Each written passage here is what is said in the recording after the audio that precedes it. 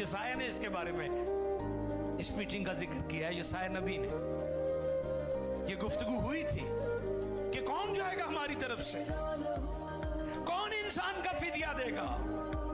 फरिश्ते नहीं दे सकते क्योंकि वो मखलूक है, वो जिस्म नहीं रखते, फरिश्ते जिस्म नहीं रखते,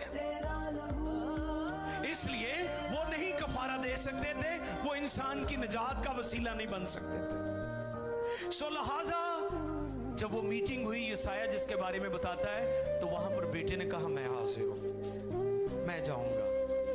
फिर बेटा दुनिया में आया। अब बेटा वही गुफ्तगू कर रहा है इस जगह पर कि ए बाप, वो घड़ी आ गई है जो मीटिंग हमने आसमान पर की थी और तूने मुझे उस मकसद को देकर दुनिया में भेजा था।